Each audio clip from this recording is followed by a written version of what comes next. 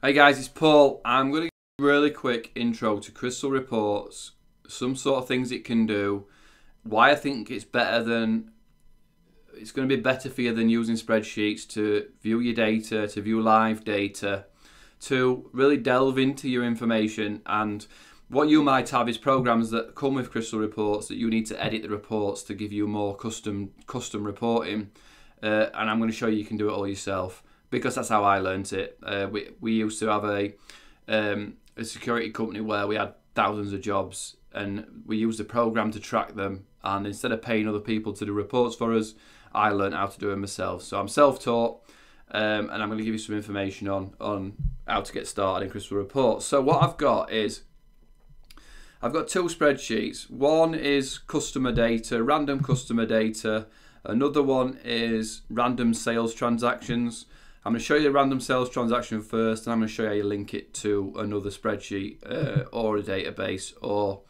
Because what I basically did was I learned how to take the one database where we were tracking job information, and then we had an accounts program, and I could link the two databases together and make sure that the jobs that we did were billed in the other program. So I'm going to show you how to link two spreadsheets together. So what we're first going to do is going to go Report Wizard, and it's going to open up a box, and it's going to say I've already got some connections, but I'm going to open a new connection, create a new connection, Access or Excel.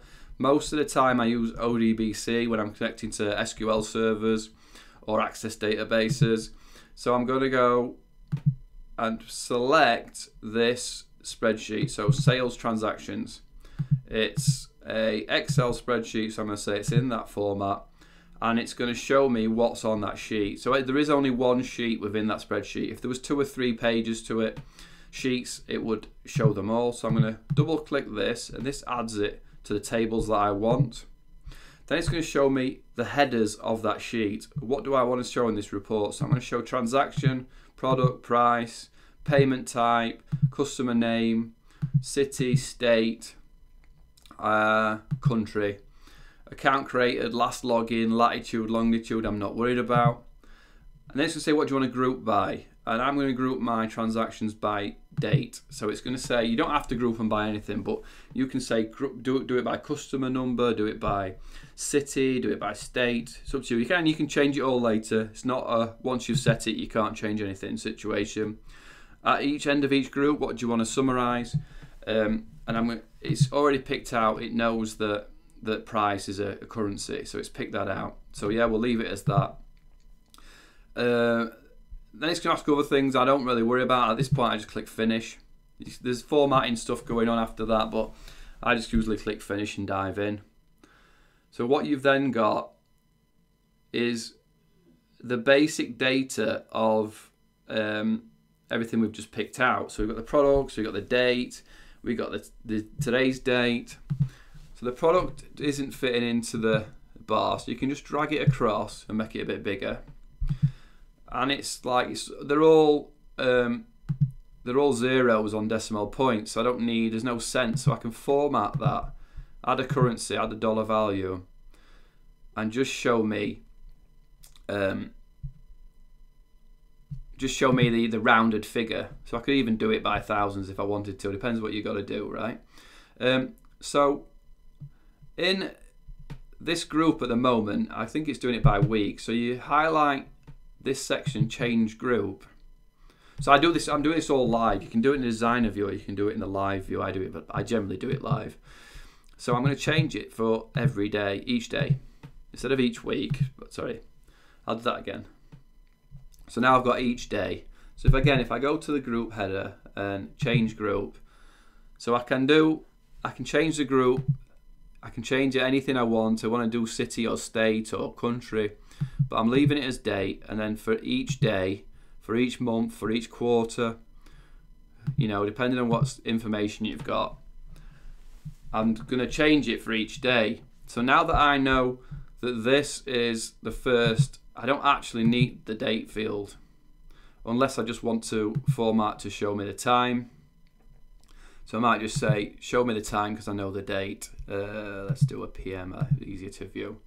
So that'll drop the date off and just show the time of the sale. Okay. What else? This is the total of the sales in that day. So again, format field. Drop out the decimals, add a currency, and this is here. So I'm just going to level it up.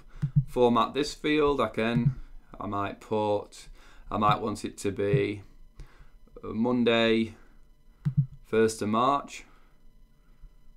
Might make it a bit big, but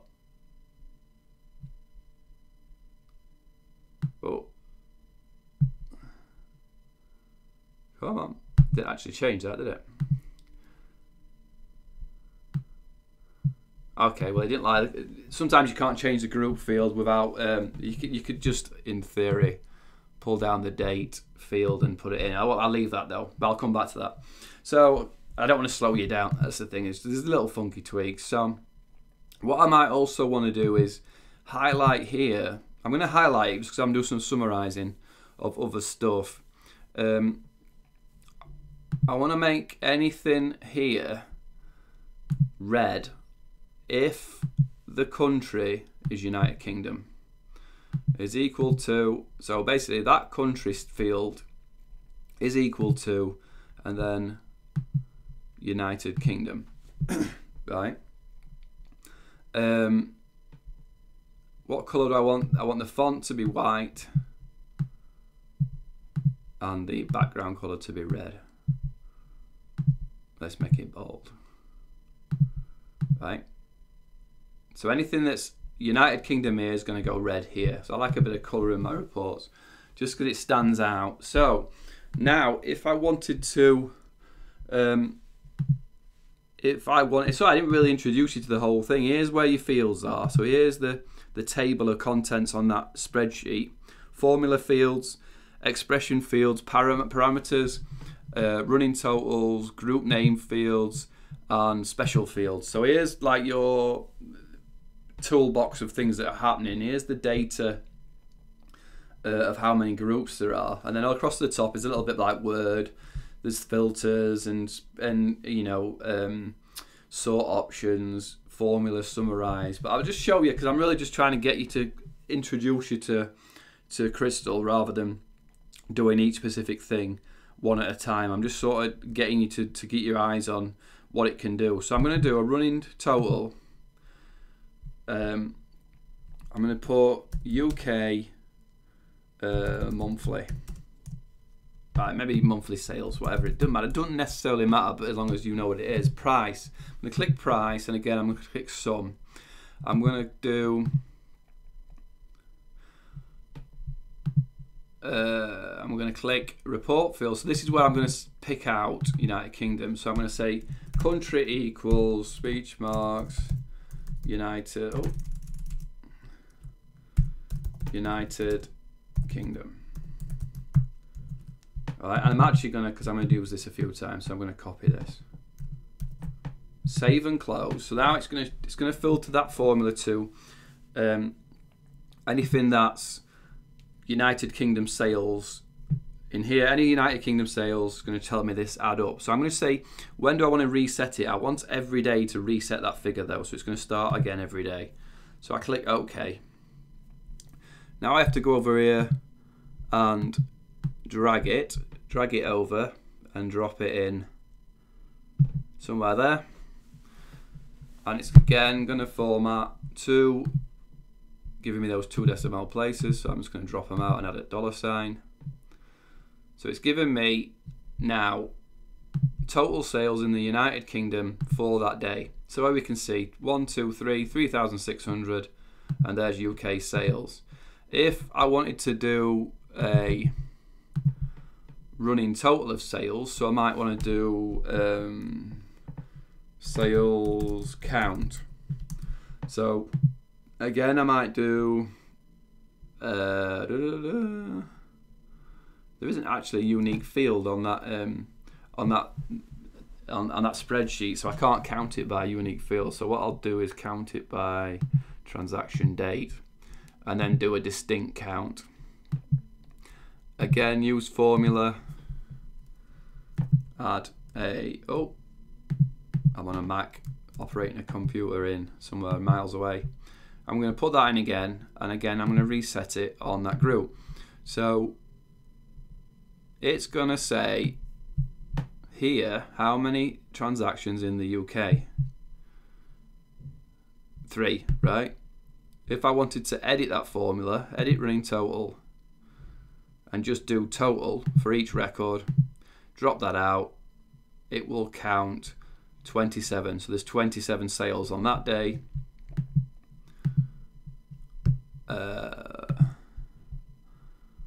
42 that day, and it'll go on, right? So if you wanted to do, so what you'll see at the end of the report is it's not got a total sales. So again, all you would do is go to running total, oh, running total new, UK sales total, price, sum, formula, open the formula, drop it in, save and close. Never, you don't want it to reset because you want the total. Click OK, then drag and drop it in. So if I drag and drop, so sales in January for UK, again any hashtags because the field's not big enough, but we can format the zeros out. UK sales 144,220. Edit running total. No, I didn't format running totals where I want. Right, so you can start to play around with how you want it to look, how you want it to see. So I might want to say, I might want to filter this to only product 1. So I can click here or I can click up there without highlighting it. But if I highlight it, it'll select it. So product is equal to product 1. And it'll filter that down to just product 1. So now sales are down to 105,000. I might want to filter the date to it is less than 4th of January 2009. And again, it'll filter and just show me data from the 4th of January and before. So here's the sales, 2 pages now instead of 4. Right? So you're seeing that it's really easy to filter things down and offer deeper information on certain products, certain data. So what else can it do? Why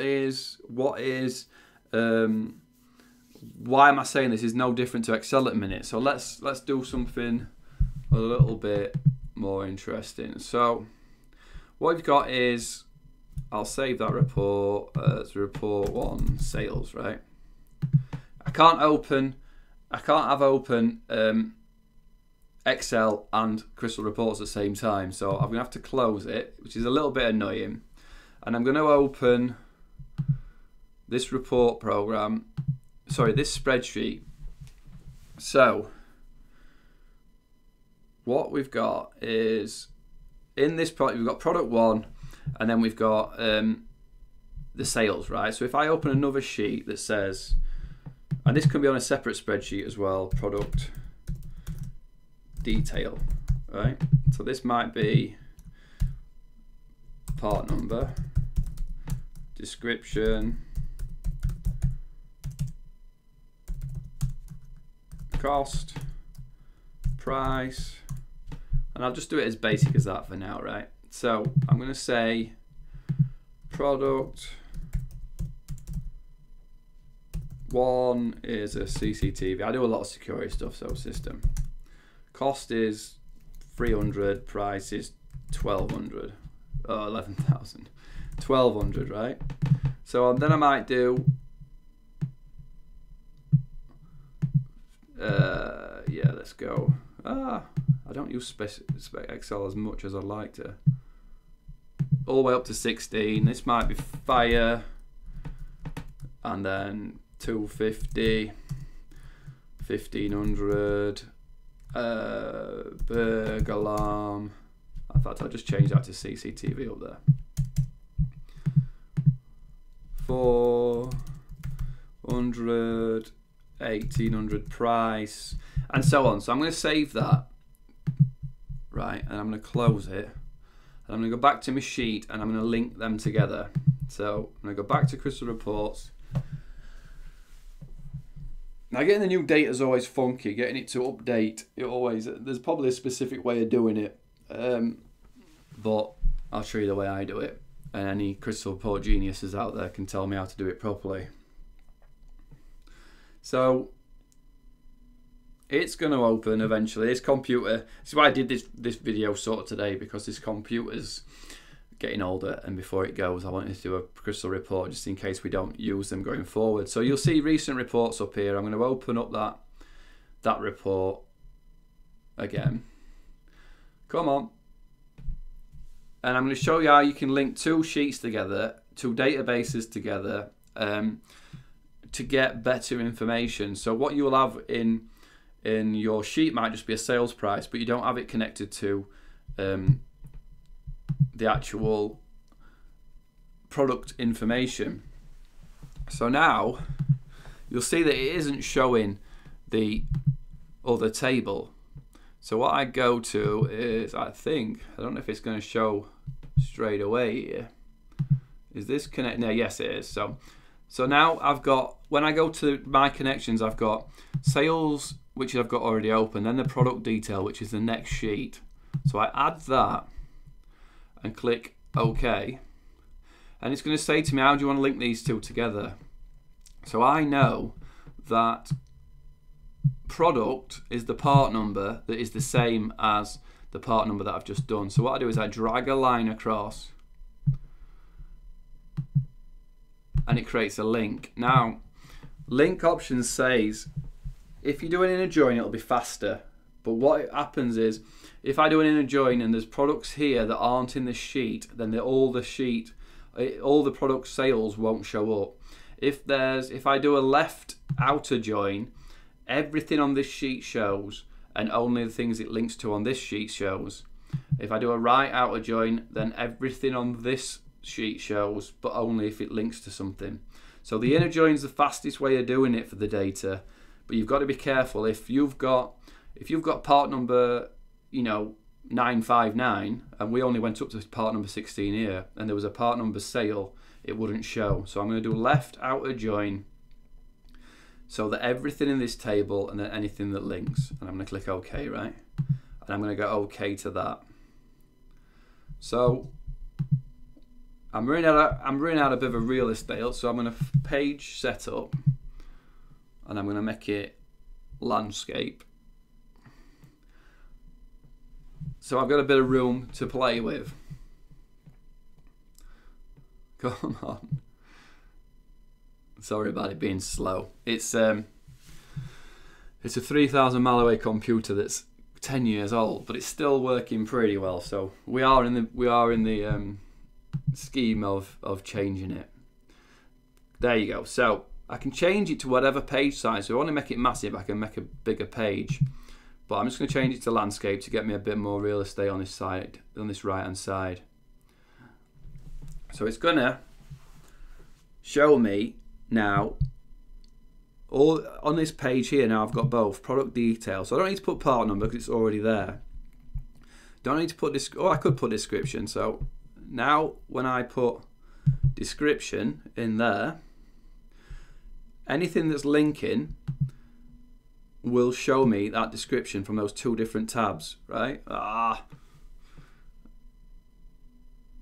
So if that changes, undo it.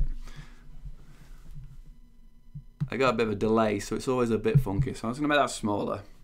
Right, now I'm going to do cost and drop cost in. And this is what I mean.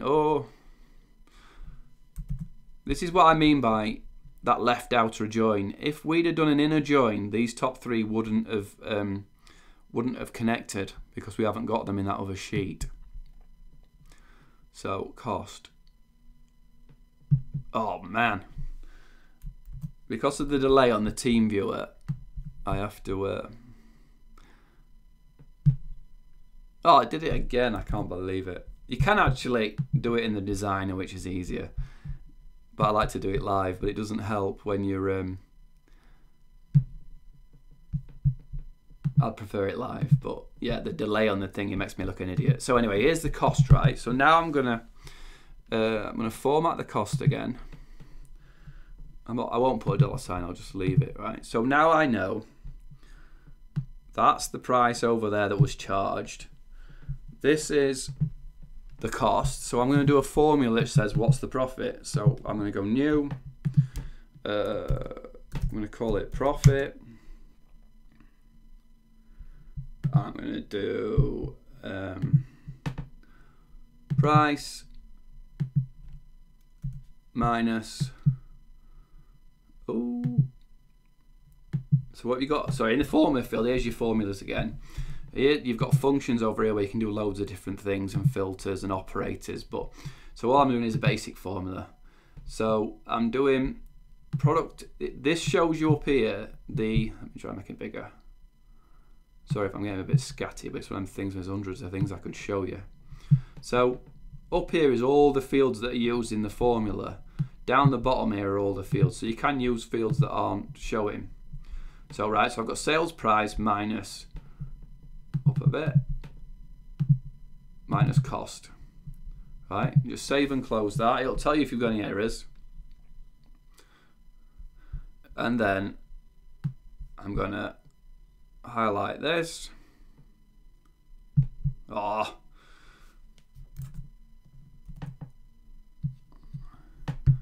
Just no, I don't slow it down. I'm gonna go back to design. I'm gonna drop in profit. And then preview that, right? So now I have here the profit on that sale. So again, I could highlight anything. So if I wanted to make $1,000 a sale, I could format this field to say, highlight this field, highlight expert to show this field is greater than or equal to 1,000, then make it green or something, right? Yeah, anything less than 1,000. No, let's say what we got. Oh, they're all 900s, aren't there? There's nothing jumping out less than, yeah. So anything less than 900, make it red, because I can see an 800 down there, right?